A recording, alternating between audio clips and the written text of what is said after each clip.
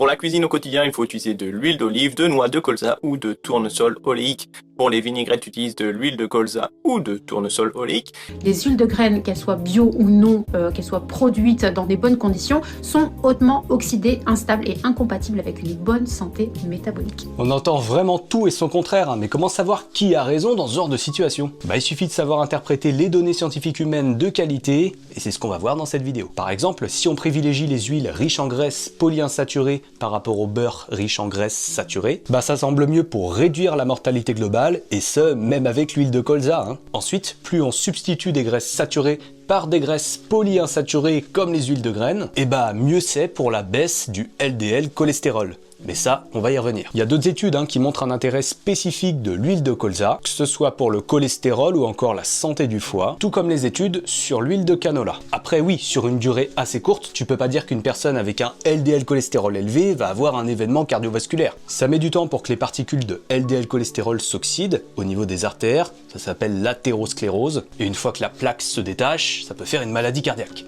Mais ce qui peut être confondant dans certaines études où un LDL cholestérol bas protège pas forcément des maladies cardiovasculaires, c'est que c'est des personnes qui ont été exposées pendant des dizaines d'années à un LDL cholestérol élevé, ensuite plus tard elles sont sous statine pendant quelques années, mais ça compense pas tout ce qui a été fait durant leur vie. D'ailleurs, il semblerait qu'avoir assez d'antioxydants dans son alimentation, ça permettrait de protéger ces particules de LDL cholestérol de leur oxydation, mais de toute façon, manger assez de végétaux pour les antioxydants et d'autres choses, ce sera que du plus pour la santé globale. Maintenant, concernant la taille des particules de LDL cholestérol et leur risque, finalement, il semble assez équivalent, comme l'a bien détaillé cet article. Donc si le LDL cholestérol, c'est bien reconnu comme un facteur de risque de maladie cardiovasculaire, donc être sous la norme de 1,60 g par litre de LDL cholestérol, ça c'est un seuil qu'il faut plutôt éviter de dépasser, mais effectivement, pas le seul marqueur d'amélioration à penser dans sa vie. Puisque pour conclure, c'est vrai qu'il y a d'autres facteurs de risque de maladie cardiovasculaire, on peut également agir sur certains. Par contre, on peut pas ignorer que le LDL cholestérol, il reste au cœur de l'athérosclérose quand il s'oxyde.